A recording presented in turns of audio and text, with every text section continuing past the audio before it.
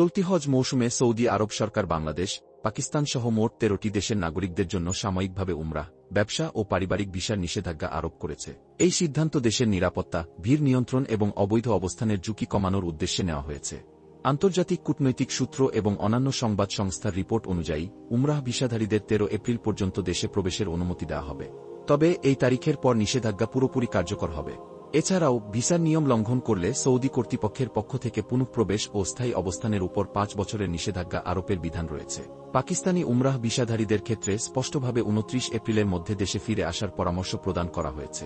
এই ভিসা নিষেধাজ্ঞার আওতায় থাকা 13টি দেশের তালিকায় রয়েছে পাকিস্তান, ভারত, বাংলাদেশ, মিসর, Indonesia, Iraq, Nigeria, Jordan, Algeria, Sudan, Ethiopia, Yemen, Tunisia. প্রতিটি দেশের নাগরিকদের জন্য এই নীতিমালা ভিন্ন ধরনের ভিসার ক্ষেত্রে প্রযোজ্য হবে, যার মধ্যে উমরাহ, ব্যবসা ও পারিবারিক ভিসা অন্তর্ভুক্ত। সৌদি কর্তৃপক্ষ বলছেন, কিছু ভ্রমণকারী দীর্ঘমেয়াদী 1 বছরের ভিসা ব্যবহার করে অনুমতি ছাড়াই হজে অংশগ্রহণ করছেন।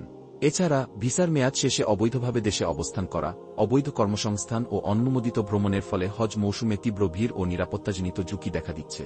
2024 সালে হজের সময় কিছু অনুমোদিত প্রবেশের কারণে যে পরিমাণ অস্বাভাবিক ভিড় ও নিরাপত্তা জটিলতা তৈরি হয়েছিল, তা নিয়ে সরকারের উদ্বেগ বাড়ছিল।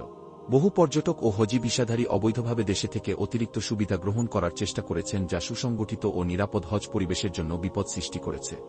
সৌদি আরবের ভিশন 2030 পরিকল্পনার আওতায় দেশের প্রশাসনিক ব্যবস্থাপনা, নিরাপত্তা ব্যবস্থা এবং ধর্মীয় স্থানগুলোর সুরক্ষা নিশ্চিত করার জন্য কঠোর নীতিমালা প্রণয়ন করা হচ্ছে। এই নতুন ভিসা নীতিমালা তৎক্ষণাৎ প্রয়োগে আনতে সাহায্য করবে, যাতে অনুমোদিত প্রবেশ ও অবৈধ অবস্থানের ঘটনা নিয়ন্ত্রণে থাকে এবং হজ ও উমরাহ পরিচালনায় সুষ্ঠু ব্যবস্থা বজায় থাকে। হজ হল ইসলামের পঞ্চম স্তম্ভ, যা প্রতি বছরে লক্ষ লক্ষ মুসলিমকে মক্কায় একত্রিত করে। কিন্তু অনুমোদিতভাবে দেশে প্রবেশের ফলে সৃষ্ট অতিরিক্ত ভিড় এবং অবৈধ অবস্থান হজের সময় বড় ধরনের নিরাপত্তাজনিত জটিলতার কারণ হয়ে উঠতে পারে।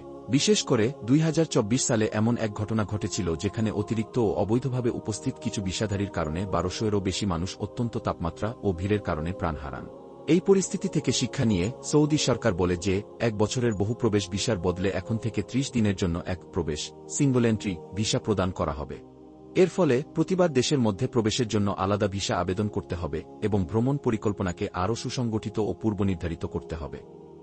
ভিসা নীতির কোনো ধরনের লঙ্ঘন হলে সংশ্লিষ্ট ভিসাধারীর উপর কঠোর শাস্তিমূলক ব্যবস্থা গ্রহণ করা হবে। শুধুমাত্র ভিসা বাতিল নয়, বরং ভবিষ্যতে 5 বছরের জন্য পুনঃপ্রবেশ নিষেধাজ্ঞা আরোপ করা হবে। এই শাস্তিমূলক ব্যবস্থাটি ভিসার অপব্যবহার প্রতিরোধে গুরুত্বপূর্ণ ভূমিকা রাখবে এবং হজ ও উমরাহ পর্যটনের নিয়ন্ত্রণে সহায়তা করবে। নতুন ভিসা নীতিমালার ফলে ব্যবসা, পর্যটন ও পারিবারিক ভ্রমণের ক্ষেত্রে যাত্রীদের অবশ্যই পূর্বেই ভিসা আবেদন করে নিতে হবে। প্রক্রিয়া কিছুটা জটিল ও সময়সাপেক্ষ হতে পারে, যার ফলে ভ্রমণের পরিকল্পনা ও শিডিউলিংয়ে অতিরিক্ত সতর্কতা অবলম্বন করা প্রয়োজন।